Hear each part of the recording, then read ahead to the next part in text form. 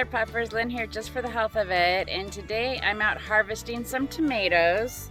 And you can see I've picked them when they're not quite fully ripe. But there's a reason for that. I don't want the deer or the chickens or the dogs getting them before they're fully ripe. And tomatoes, once they've started blushing, they will ripen on your counter off the vine. So I wanted to get out here and do some harvesting, like I said, before the chickens or dogs got to everything. And I thought I'd just take you guys around and show you a little tour of what I've been doing for the last few weeks. Now, it's been super hot here. People don't think of Western Washington as a super hot, dry climate, but in the summer we actually are. We can actually go for 3 months throughout the summer with no rain at all and temperatures in the 90s.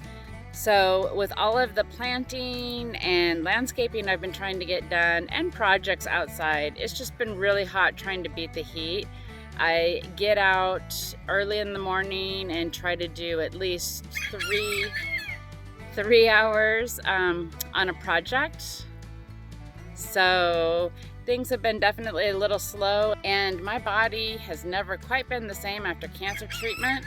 I think the chemo, forcing menopause, chemopause, I just have a very difficult time regulating my body temperature when it gets really warm. So oftentimes, once the temps get into the upper 70s or 80s, I'm pretty much done.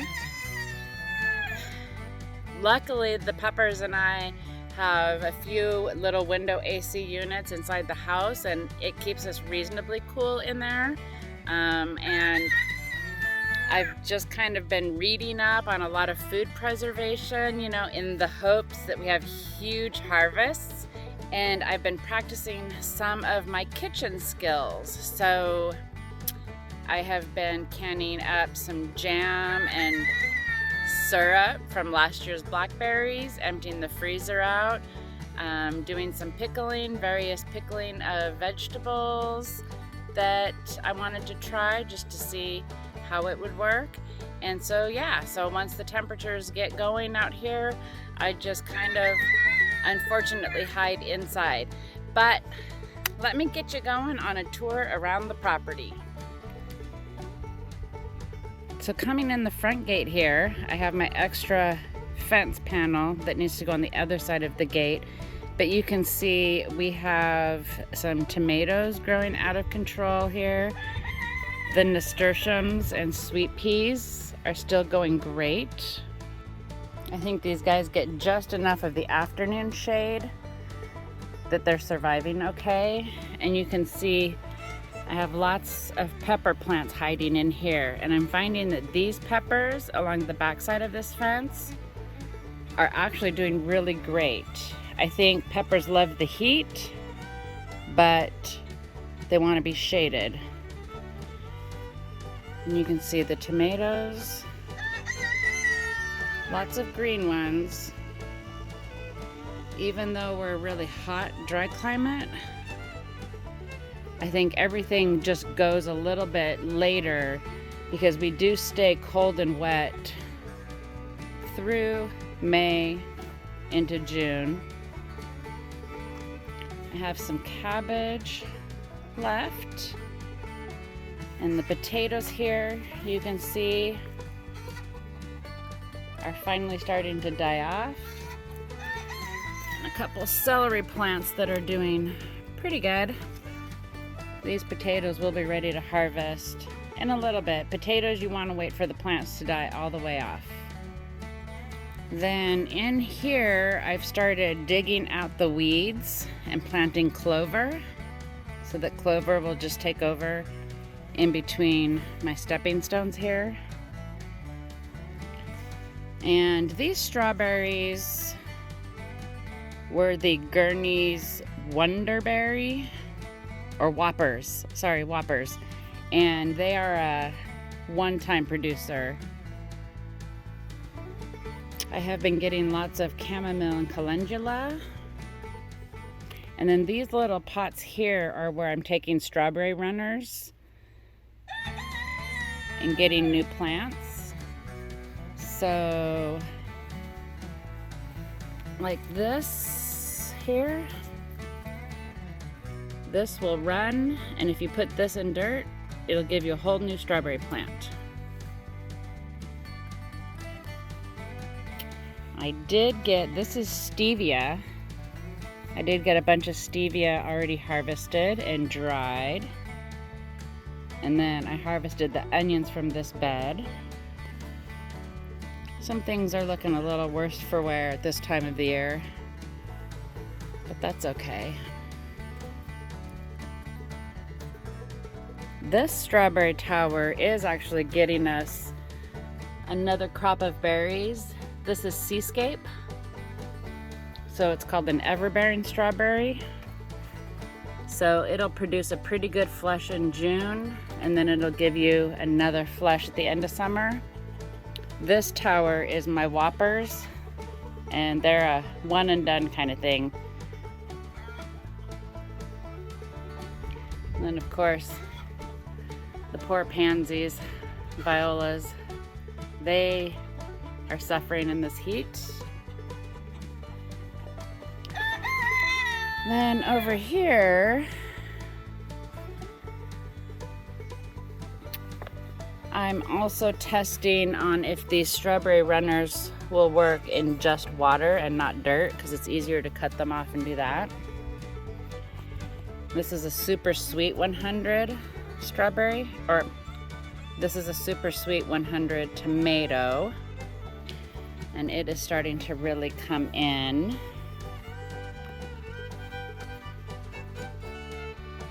I have an Aunt Molly's ground cherry, and they're called ground cherries because when the little tomatillo looking things fall on the ground, they're ripe.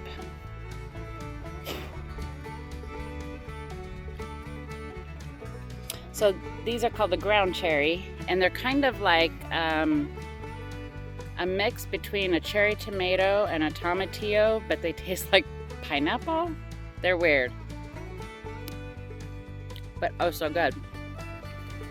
Some more strawberry starts, and then this bed was planted kind of late, so this was some of my backup tomato and pepper plants, but you can see we're getting some good production in here.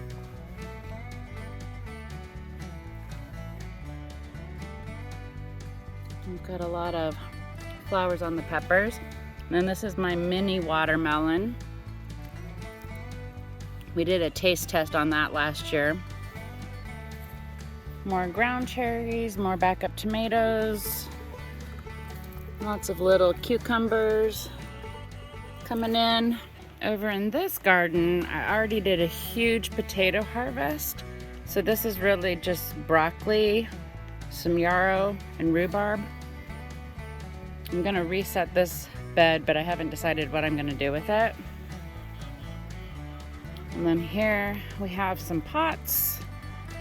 We've got a boysenberry, some mint, Grandma Rosie's rose. These little guys will get planted out in the back. I have some flower starts, dill, mint, some things like that. I have my raspberries starting to ripen and color up for me. Some dahlias that never did anything. And then also my muscadine, which I need to get a bigger, better trellis for this.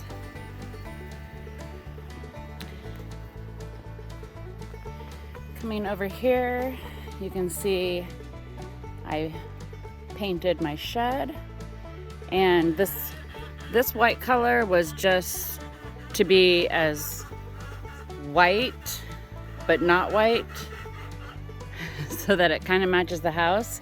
And because the roof is blue, I wanted to make the trim somewhat match the roof, so that's how I ended up with kind of this blue trim. Wouldn't be what I'd pick, but hey, it's okay. Here over in the chicken coop and run, we've got a big shade sail for them. We've got their grazing box going well. And then these little crate things, I was able to make instant grazing boxes out of those. So you can see as stuff grows up and out, they can graze on it.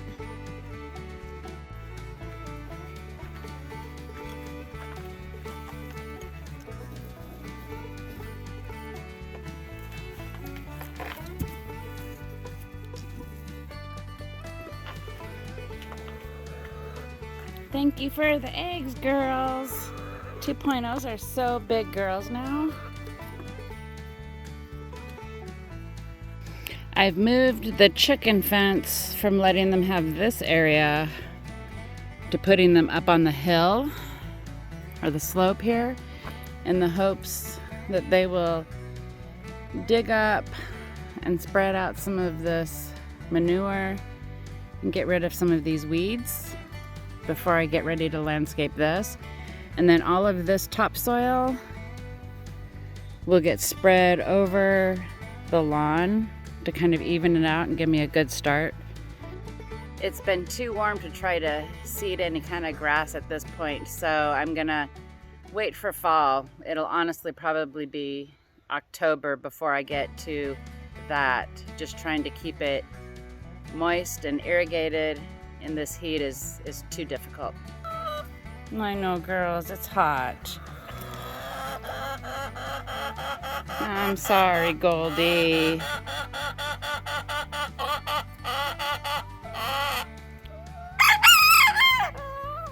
So the main garden, this trellis was full of sugar snap peas in the spring, and I've got some tomatoes and marigolds. We've got lots of tomatoes here. They just aren't quite ripening yet, which is normal for us here in Western Washington. Peppers, and then of course companion planted with alyssum and marigolds. And I have some nasturtiums in here.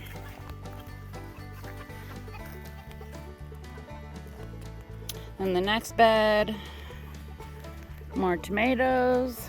Like I said, we've got a lot of tomatoes in here.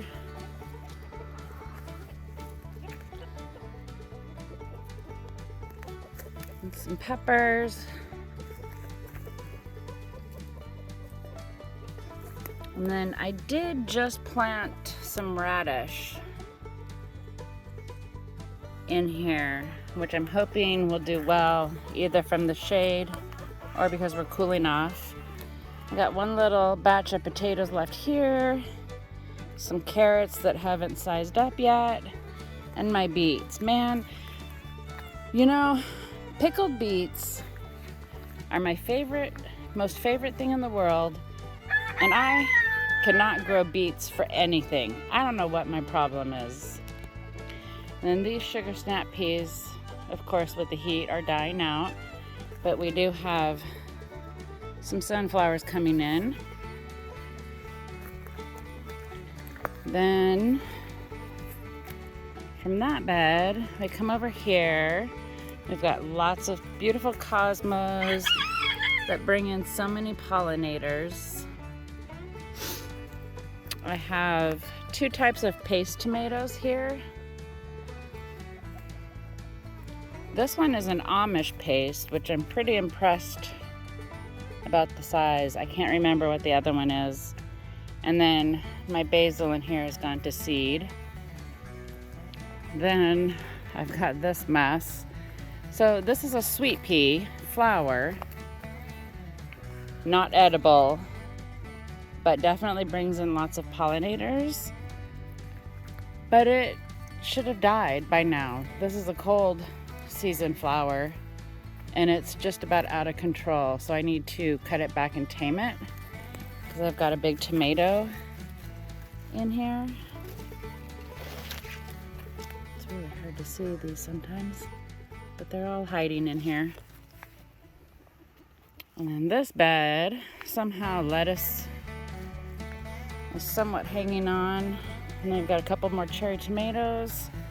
And we've got some cucumbers that, like, just in the last 2 days have decided to start growing and flowering. And it's probably because we actually had our first rain 2 days ago. I don't know if it was the most northern end of the hurricane, tropical storm the West Coast saw. I mean, you can see these tomatoes just want to go crazy.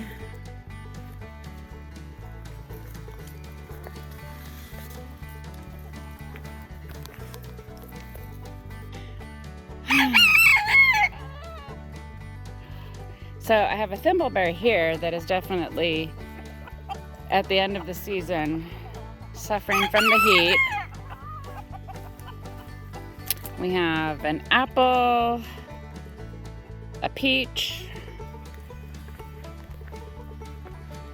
coming down here. We have a blueberry that is doing really well. It still has quite a few fruit. And then all of my fruit trees here are surviving. I did get bigger pots and I will up-pot them this fall. And then I have a couple potatoes here, Yukon Gold, that are still hanging on. Again, you want to wait until the potatoes die before you harvest them. I also used some old fence boards to start closing in the chicken coop for winter. And on this side, I kind of just left it natural. I'll get a gutter up here, collect rainwater.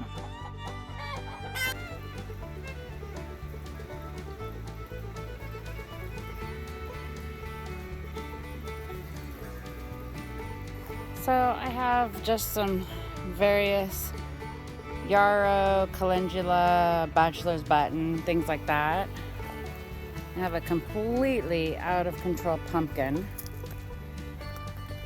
There are so many pumpkins, like 1, 2, 3 right here. It's out of control. My sunflowers are beautiful. Lots of pollinators.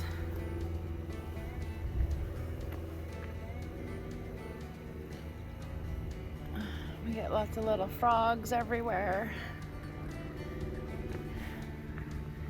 My pole beans are flowering, but I think my corn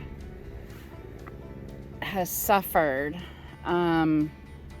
Even though this is a indigenous people planting of Three Sisters, where you plant the corn, the beans climb up the corn, and the squash act as a ground cover, I think the corn are suffering. I mean, it's got a couple little ears in there, but I don't know. We'll see. More beautiful sunflowers on this side. Little froggies everywhere.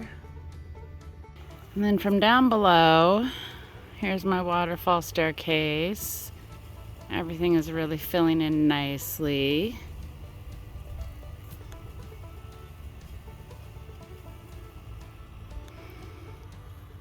This section of the slope obviously still needs to be worked on, but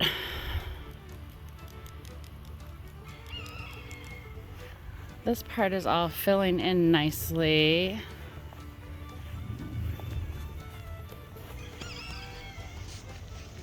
Here's a reference of how big this pumpkin plant is. Not only is it there, it has grown up my steps and filled that in. Okay, so I have been working on the house too when I can. I've got all of this metal straightened out and cleaned up underneath. I've got one more piece cut to size here, but I need to figure out the best way to cut it around that gas pipe. Haven't figured that one out yet. So I have the back slope planted up, and these plants are pretty much spaced out to where they'll grow right at each other. And there's no real edibles here. I do have daylilies up top, and then I have this, I think it's called pennyweed.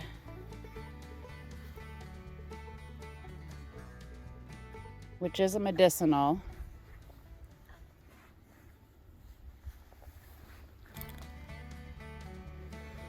And then I had to just get some stuff planted in here to hold the slope up. And this is my next section that gets weeded. So I've divided the yard, or what I'm deciding to maintain at this point, into 7 sections. And each day of the week, I kind of do maintenance on that particular section, if that kind of makes sense. It makes it easier so I'm not so quite scatterbrained, and I just know the sector that I'm working in for that day. All right, and you can see I cut a lot of rounds for my stepping stones, but I don't know. I mean, it's hard to kind of tell, but from the grass to the bottom of the house here, I mean, that's 6 feet in elevation, and it's probably only 12 feet deep, if that makes sense. I got some borage and a rock flower, and then this section is still just kind of wild, but I figured the ferns in the dock is of course edible and medicinal, so I left that there for now. I have to figure out what I'm going to plant up in here. And then this is a wild amaranth that I just decided to leave also, but you can see I do have some chamomile planted in here, and of course some fir and juniper just to hold the slope in place. I got some hyssop, agastaki, whatever you want to call it. I do have foxglove, even though it's not edible and it is quite poisonous. It is very native here. Some calendula, and then of course just some petunias for pretty flowers. So then this section is what I'm going to do next, but I wanted to get this metal straightened out and tacked up correctly. So I'm going to have a path come across here also, just because it seems like a very logical walking place, and it'll be right in front of these are wild thimbleberries, so they were here. I've left them. I have a bunch of plant starts, a lot of herbs that I'm going to plant along here, because of course with the back door kitchen right there, it's a good place to put an herb garden. And then I have, you can see how some of the windows just didn't even have all the trim on it and stuff. Like, I don't know where trim goes to over the years, people. Come on. So I did buy trim. I need to get the rest of the trim on and painted before winter.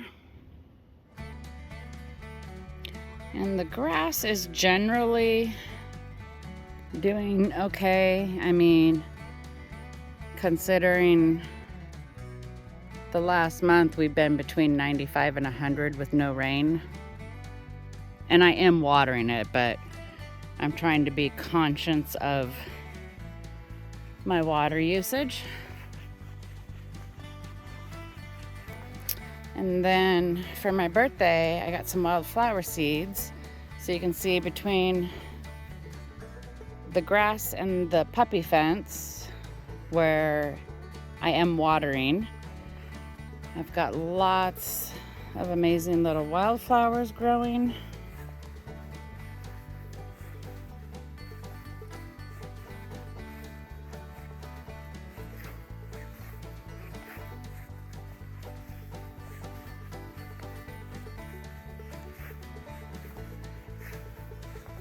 And lots of clover, and I'm letting the clover go into the lawn for a couple of reasons. Clover is drought resistant, it'll stay green longer, and female dog urine tends to not make it brown, where you can see Freya's potty marks. Somehow it burns the center and then greens the outside. I don't know.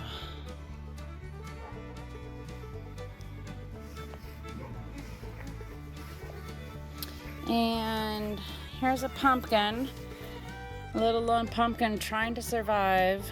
I had 7 pumpkin plants around the edge of the lawn, and this is the last one. The rest of them were eaten by the deer. So I just kind of want the grass to kind of fade to clover and then wildflowers. So we'll have grass to wildflowers to, I'd like to get a bunch of big ferns growing. And then also we have this wild rose here. So there's the wild rose. I'd like to get a bunch of that along the back. And then this kind of fern.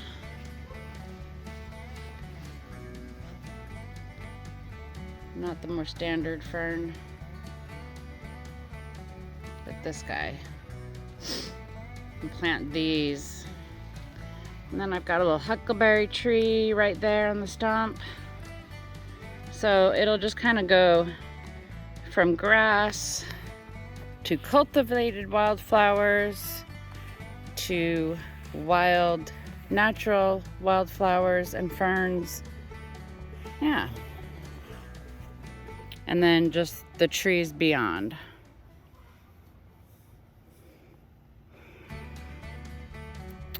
So still have a lot of cleanup over there.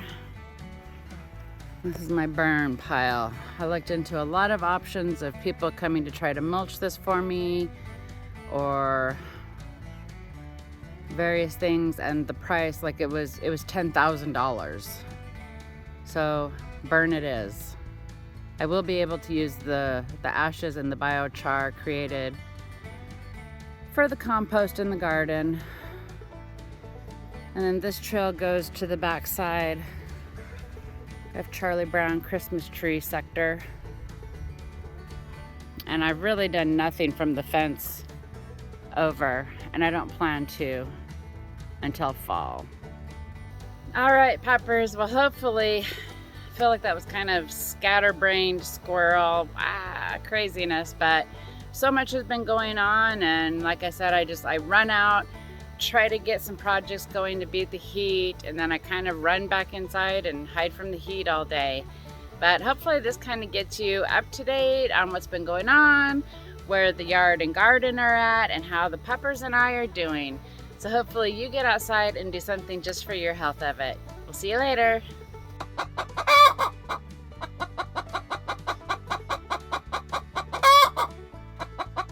Three for treatment, done. And I've just kind of and syrup from kind of unfortunately hide the nasturtiums and lots of green and a couple celery and getting new plants. Then over here they're ripe. As stuff grows up and out, they can. And I cannot grow beets that bring in so many. The hurricane